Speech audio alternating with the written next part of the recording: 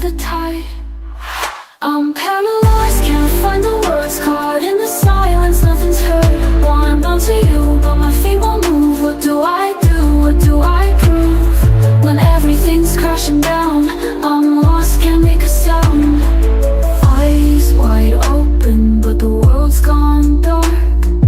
Every thought's a shadow, every word's a spark. I'm trying not to be strong, but I'm breaking inside. Can't fix what's broken, can't turn back the tide.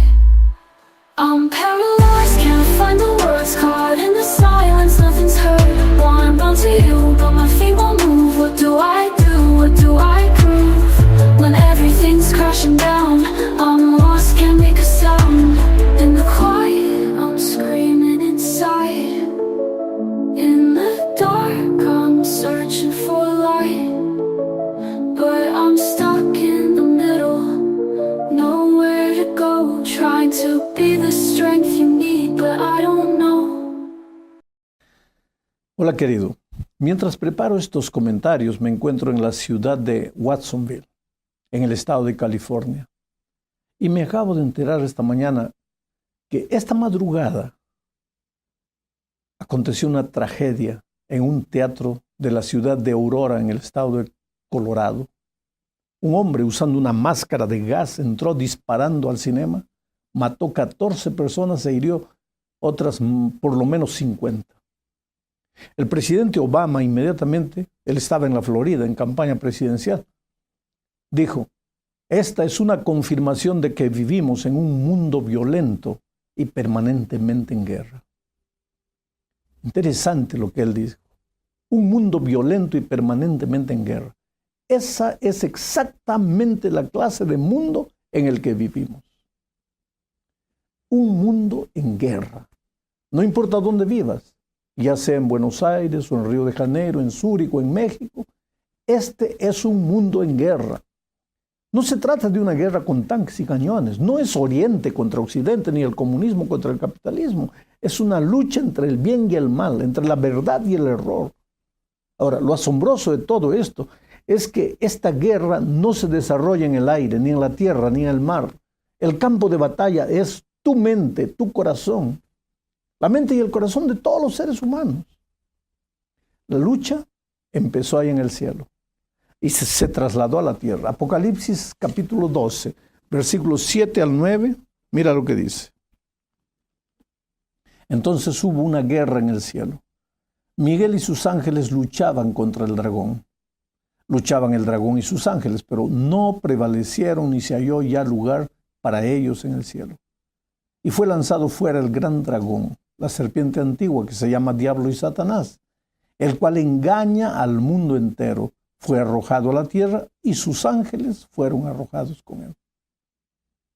Bueno, en este estudio, y de acuerdo a la luz del texto que acabo de leer, en este estudio veremos cómo el conflicto se trasladó a la tierra. En el primer capítulo del libro de Génesis encontramos el relato de la creación de un mundo perfecto. Y en el tercer capítulo de Génesis se describe el comienzo del gran conflicto en este planeta. Este conflicto que fue anunciado aquí en Apocalipsis. La lucha entre por el dominio de la mente de los seres humanos entre el Cristo y el enemigo. Cristo amando al ser humano, el enemigo tratando de destruir la lealtad del hombre hacia Dios y por lo tanto destruir al propio ser humano. La historia empieza de esta manera. Leamos Génesis capítulo 3, versículo 1. La serpiente era más astuta que todos los animales del campo que Jehová Dios había hecho. Y dijo la mujer: con que Dios os ha dicho, no comáis de ningún árbol del huerto. Mira, en este versículo observamos la principal estrategia del enemigo. El enemigo no se presenta como realmente es, sino que aparece disfrazado, se esconde, finge, disimula y aparenta ser lo que no es. La serpiente en aquellos tiempos era la criatura más hermosa de la creación. No era el animal repulsivo que hoy conocemos. Hoy se arrastra sobre su vientre como consecuencia de la maldición que recayó sobre ella después de la entrada del pecado. Pero antes de eso, la serpiente era un animal de extraordinaria belleza. Por tanto, Eva no tenía motivos para sentir temor o para huir. El enemigo parecía amigo. Su compañía era agradable. Así fue en el jardín del Edén. Así ha sido a lo largo de toda la historia y seguramente va a ser lo mismo en nuestros días. Las Escrituras afirman que el diablo, como león rugiente, anda alrededor buscando a quien devorar. Y añade que el mismo Satanás se disfraza de ángel de luz. Por lo tanto, mi amigo, no creas que si en el gran conflicto de los siglos el enemigo te quisiera enrolar en su ejército, se identificaría con su verdadero nombre. No, él se presentaría ante ti como algo maravilloso y seductor. Puede ser que aparezca como una hermosa teoría, como una filosofía deslumbrante, una religión fascinante o hasta como un ángel de luz. El versículo que acabamos de leer nos dice también que el enemigo no solo se disfraza a él, sino que también disfraza sus propósitos. No le dijo a Eva que estaba allí para destruirla y para acarrear la desgracia a todas las generaciones futuras. Se limitó a llevarla al terreno de la religión. Mira, al terreno de la religión. Usó la palabra de Dios, pero la torció e intentó darle otro sentido. Así que Dios os ha dicho, no comáis de ningún árbol del huerto. Dios no había dicho eso. Pero el enemigo introdujo una leve modificación a lo que el Señor había declarado. Casi nada. ¿Te das cuenta? El diablo es religioso. Acepta la palabra de Dios, no la niega, no lucha contra ella, solo la tuerce un poco, lo suficiente como para sugerir desconfianza. No necesitas ser tan exagerada, Eva. No puedes tomar tan a serio la palabra de Dios. Vamos, Eva, ¿en qué se diferencia este árbol de los otros árboles del jardín?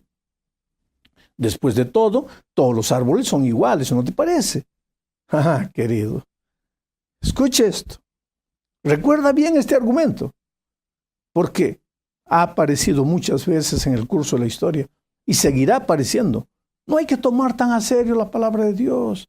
Hay que tener una mente amplia. Dios no puede estar preocupado con detalles tan insignificantes. Graba, querido, graba estos argumentos en tu mente, porque se los va a usar mucho a medida que nos acerquemos al fin de la historia de este mundo.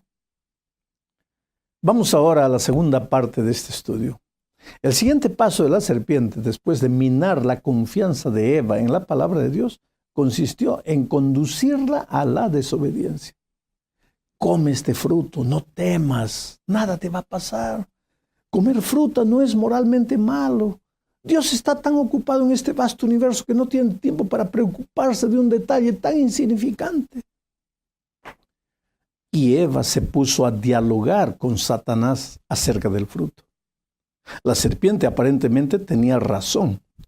Solo se trataba de una fruta. Pero lo que estaba en juego no era la fruta, sino la verdad. Oh, querido, es muy fácil para los seres humanos deslumbrarse con teorías fascinantes y olvidarse de la verdad simple, como está en la palabra de Dios. En el gran conflicto de los siglos, el enemigo repetirá vez tras vez la misma estrategia. Inducirá a la humanidad a pensar que Dios no puede estar preocupado con esos detalles tan insignificantes, entre comillas, olvidando que lo que realmente está en juego no son los detalles, sino la verdad. La verdad, mi amigo, es importante para Dios. ¿Por qué? Porque tú eres importante. El Señor toma en serio la verdad porque te ama y está al tanto de los prejuicios que ocasiona la mentira, tanto en la relación de los seres humanos entre sí como en su carácter. Pero los seres humanos se entusiasmaron ante la posibilidad de dejar a Dios de lado en sus vidas. Les fascinó la idea de ser ellos mismos su propio Dios, los controladores de sus decisiones. Y aquí entramos a la tercera parte de este estudio. Génesis 3, versículos 4 al 6, dice: Entonces la serpiente dijo a la mujer: no moriréis, porque Dios sabe que el día que comáis de él serán abiertos vuestros ojos y seréis como Dios, conocedores del bien y del mal. Al ver la mujer que el árbol era bueno para comer, agradable a los ojos y deseable para alcanzar la sabiduría, tomó de su fruto y comió, y dio también a su marido, el cual comió al igual que ella. Y este fue el comienzo del intento del ser humano de traspasar su límite de ser creado para volverse divino. Esta es nuestra historia actual. Este pasaje de las Escrituras, por más antiguo que parezca, refleja la manera de pensar y de actuar del hombre moderno. Dios, para el hombre moderno, no pasa de un tema de discusión. Deja de ser supremo, soberano en su vida. En los países latinos como los nuestros, el 99% de la población asevera creer en Dios, pero apenas 59% ha leído alguna vez algún pasaje de las Escrituras y dicen que creen en Dios. Menos del 40% de las personas asiste regularmente a la iglesia. Ciertos estudios aseveran que apenas el 3% de los que se confiesan creyentes son en realidad practicantes. Este es el Dios que la serpiente quería que los seres humanos adorasen. Un Dios solo de nombre, un Dios con el que el hombre podría relacionarse sin contraer compromiso alguno. A lo largo de los siglos, el enemigo empleó diferentes instrumentos humanos para oponerse a la soberanía divina. Karl Marx, para quien la religión era el opio del pueblo. Sigmund Freud, que consideraba que la fe era una forma de infantilidad. Charles Darwin, que buscó las raíces de la especie humana en la figura ridícula de un animal. Friedrich Nietzsche, que tuvo la osadía de anunciar la muerte de Dios. Es verdad, en un escrito de él, en una especie de pieza de teatro, pero lo dijo. ¿Y qué decir del racionalismo que indujo al ser humano a endiosar su propia capacidad de filosofar? ¿O qué podemos decir de la tecnología que rodea al ser humano de tantas maravillas como las computadoras, el teléfono celular, los aviones a retropropulsión, los viajes espaciales? ¿Para qué? Para llegar a la conclusión de que Dios es descartable. Mi pregunta es, ¿necesita el hombre buscar a Dios en este siglo de tanta tecnología? Esta es la gran pregunta que el ser humano se hace a sí mismo y se confunde. Tan confuso está realmente que corre de aquí para allá tratando de encontrar las respuestas a sus propias preguntas y vive angustiado. ¿Por qué? Porque es un ente perdido en el espacio. Por eso es necesario el creacionismo. Aceptar que hay un Dios creador y que mi vida en esta tierra tiene sentido. Pero ahora, querido, vamos a la cuarta parte de este estudio. Esta parte tiene que ver con las consecuencias del pecado. Mientras Adán y Eva confiaban en su Creador, estaban seguros, vivían en armonía. Pero cuando permitieron que la duda y la desconfianza se apoderaran de ellos, cayeron en la desesperación, en el sentimiento de culpa, en el miedo, se escondieron. No quisieron estar más en la presencia del Creador. Ahora, Dios podría haberlos abandonado al triste destino que ellos eligieron, pero no lo hizo, sino que salió en busca de los hijos perdidos. Los encontró, abrumados de soledad, en la noche oscura de sus temores, y los llamó. Ahora viene algo interesante. Primero, el juicio investigador. Dios le hace al ser humano algunas preguntas. ¿Quién te enseñó que estabas desnudo? Segundo, ¿has comido del árbol que yo te mandé que no comieses? Este es el primer juicio investigador de la Biblia. ¿Sabes por qué? Es que no puede haber condenación sin investigación. Pero hay algo más bonito todavía. Delante de la desesperación de los seres humanos al ser confrontados con su pecado, antes de la condenación, Dios se dirige a la serpiente y le dice lo que está registrado en Génesis 3:15. Mira, y pondré enemistad entre ti y la mujer, y entre tu simiente y la simiente suya. Esta te herirá en la cabeza y tú le herirás en el calcañar. ¿Sabes de qué se trata esto? Aquí está la primera profecía anunciando la venida de Jesús a la tierra para salvar al hombre. Jesús sería esa simiente de la mujer. Esta era la gran esperanza para el pecador. Esto es gracia pura. No podría haber condenación sin antes presentar la gracia salvadora. Ese es el Dios maravilloso de amor que tenemos.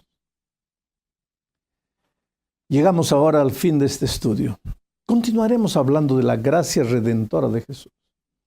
Es interesante que en Génesis encontramos bien claro 3 temas: la creación, el evangelio de la gracia y la condenación que infelizmente el pecado trajo para el ser humano. Porque la condenación nada más es que el resultado natural del pecado. Ahora, cuando vamos al libro de Apocalipsis, que es el último libro de la Biblia, volvemos a encontrar estos 3 temas, especialmente en Apocalipsis 14, 6 y 7, que anuncia el surgimiento de un remanente para predicar el último mensaje de salvación al mundo. Mira lo que dice. En medio del cielo vi volar otro ángel que tenía el evangelio eterno para predicarlo a los habitantes de la tierra, a toda nación, tribu, lengua y pueblo. Decía a gran voz: temed a Dios y dadle gloria, porque la hora de su juicio ha llegado. Adorad a aquel que hizo el cielo y la tierra, el mar y las fuentes de las aguas. ¿Ya te diste cuenta que el remanente simbolizado por este ángel tiene el evangelio eterno? Evangelio significa buenas nuevas de salvación. O sea, este remanente predica la hora del juicio, la condenación, e insta a los seres humanos a adorar a aquel que hizo los cielos y la tierra y todas las cosas que en ellos hay. ¿No es admirable? ¿Y por qué crees que la creación está enfatizada al fin de la historia? Porque es el tema que será atacado, desfigurado, desvirtuado, inclusive por gente que se dice cristiana, que caerá en las manos del enemigo para olvidarse de lo que la palabra de Dios enseña, para comenzar a racionalizar, a tratar de justificar y argumentar, cayendo en el terreno pantanoso de la evolución teísta, el evolucionismo teísta, que acepta a Dios como creador, pero al mismo tiempo acepta la evolución. Dios creó la materia, la dejó, la materia solita comenzó a evolucionar. Nosotros, como pueblo de Dios, en el tiempo del fin, tenemos que predicar la gracia maravillosa de Cristo, salvación para el ser humano.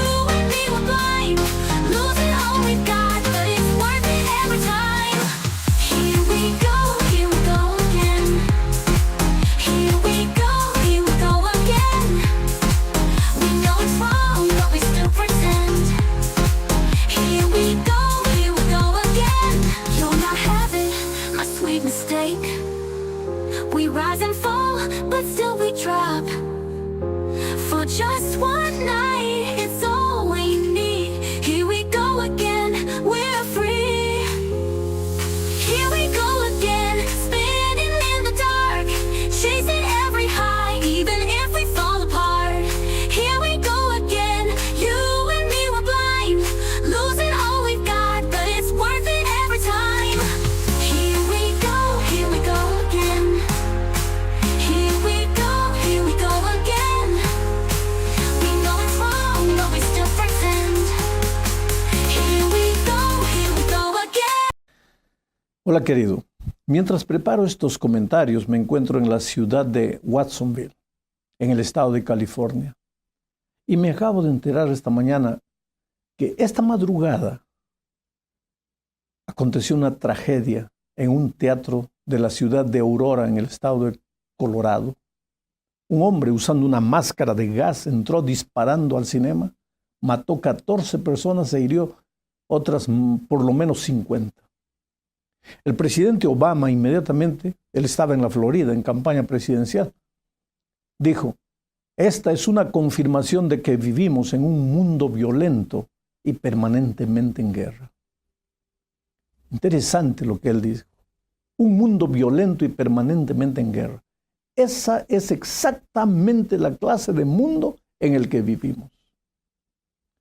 Un mundo en guerra. No importa dónde vivas, ya sea en Buenos Aires o en Río de Janeiro, en Zúrich o en México, este es un mundo en guerra. No se trata de una guerra con tanques y cañones. No es Oriente contra Occidente, ni el comunismo contra el capitalismo. Es una lucha entre el bien y el mal, entre la verdad y el error. Ahora, lo asombroso de todo esto es que esta guerra no se desarrolla en el aire, ni en la tierra, ni en el mar. El campo de batalla es tu mente, tu corazón. La mente y el corazón de todos los seres humanos. La lucha empezó ahí en el cielo y se trasladó a la tierra. Apocalipsis capítulo 12, versículos 7 al 9, mira lo que dice. Entonces hubo una guerra en el cielo. Miguel y sus ángeles luchaban contra el dragón. Luchaban el dragón y sus ángeles, pero no prevalecieron ni se halló ya lugar para ellos en el cielo. Y fue lanzado fuera el gran dragón, la serpiente antigua que se llama Diablo y Satanás, el cual engaña al mundo entero. Fue arrojado a la tierra y sus ángeles fueron arrojados con él. Bueno, en este estudio, y de acuerdo a la luz del texto que acabo de leer, en este estudio veremos cómo el conflicto se trasladó a la tierra. En el primer capítulo del libro de Génesis encontramos el relato de la creación de un mundo perfecto. Y en el tercer capítulo de Génesis se describe el comienzo del gran conflicto en este planeta. Este conflicto que fue anunciado aquí en Apocalipsis. La lucha entre por el dominio de la mente de los seres humanos entre el Cristo y el enemigo. Cristo amando al ser humano, el enemigo tratando de destruir la lealtad del hombre hacia Dios y por lo tanto destruir al propio ser humano. La historia empieza de esta manera. Leamos Génesis capítulo 3, versículo 1. La serpiente era más astuta que todos los animales del campo que Jehová Dios había hecho. Y dijo la mujer: con que Dios os ha dicho, no comáis de ningún árbol del huerto. Mira, en este versículo observamos la principal estrategia del enemigo. El enemigo no se presenta como realmente es, sino que aparece disfrazado, se esconde, finge, disimula y aparenta ser lo que no es. La serpiente en aquellos tiempos era la criatura más hermosa de la creación. No era el animal repulsivo que hoy conocemos. Hoy se arrastra sobre su vientre como consecuencia de la maldición que recayó sobre ella después de la entrada del pecado.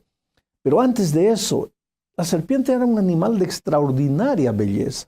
Por tanto, Eva no tenía motivos para sentir temor o para huir. El enemigo parecía amigo. Su compañía era agradable. Así fue en el jardín del Edén. Así ha sido a lo largo de toda la historia y seguramente va a ser lo mismo en nuestros días. Las Escrituras afirman que el diablo, como león rugiente, anda alrededor buscando a quien devorar. Y añade que el mismo Satanás se disfraza de ángel de luz. Por lo tanto, mi amigo, no creas que si en el gran conflicto de los siglos el enemigo te quisiera enrolar en su ejército, se identificaría con su verdadero nombre. No, él se presentaría ante ti como algo maravilloso y seductor. Puede ser que aparezca como una hermosa teoría, como una filosofía deslumbrante, una religión fascinante o hasta como un ángel de luz. El versículo que acabamos de leer nos dice también que el enemigo no solo se disfraza a él, sino que también disfraza sus propósitos. No le dijo a Eva que estaba allí para destruirla y para acarrear la desgracia a todas las generaciones futuras. Se limitó a llevarla al terreno de la religión. Mira, al terreno de la religión. Usó la palabra de Dios, pero la torció e intentó darle otro sentido. Así que Dios os ha dicho, no comáis de ningún árbol del huerto. Dios no había dicho eso. Pero el enemigo introdujo una leve modificación a lo que el Señor había declarado. Casi nada. ¿Te das cuenta? El diablo es religioso. Acepta la palabra de Dios, no la niega, no lucha contra ella, solo la tuerce un poco, lo suficiente como para sugerir desconfianza. No necesitas ser tan exagerada, Eva. No puedes tomar tan a serio la palabra de Dios. Vamos, Eva, ¿en qué se diferencia este árbol de los otros árboles del jardín? Después de todo, todos los árboles son iguales, ¿no te parece? Ah, querido, escuche esto. Recuerda bien este argumento, porque ha aparecido muchas veces en el curso de la historia y seguirá apareciendo. No hay que tomar tan a serio la palabra de Dios. Hay que tener una mente amplia. Dios no puede estar preocupado con detalles tan insignificantes. Graba, querido, graba estos argumentos en tu mente, porque se los va a usar mucho a medida que nos acerquemos al fin de la historia de este mundo. Vamos ahora a la segunda parte de este estudio.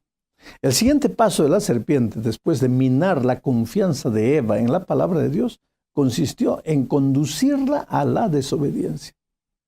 Come este fruto, no temas, nada te va a pasar. Comer fruta no es moralmente malo. Dios está tan ocupado en este vasto universo que no tiene tiempo para preocuparse de un detalle tan insignificante. Y Eva se puso a dialogar con Satanás acerca del fruto. La serpiente aparentemente tenía razón. Solo se trataba de una fruta. Pero lo que estaba en juego no era la fruta, sino la verdad. Oh, querido, es muy fácil para los seres humanos deslumbrarse con teorías fascinantes y olvidarse de la verdad simple, como está en la palabra de Dios. En el gran conflicto de los siglos, el enemigo repetirá vez tras vez la misma estrategia. Inducirá a la humanidad a pensar que Dios no puede estar preocupado con esos detalles tan insignificantes, entre comillas, olvidando que lo que realmente está en juego no son los detalles, sino la verdad. La verdad, mi amigo, es importante para Dios. ¿Por qué? Porque tú eres importante. El Señor toma en serio la verdad porque te ama y está al tanto de los prejuicios que ocasiona la mentira, tanto en la relación de los seres humanos entre sí como en su carácter.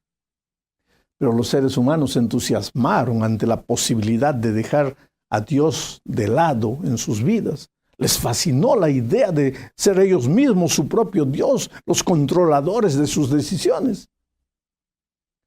Y aquí entramos a la tercera parte de este estudio. Génesis 3, versículos 4 al 6, dice: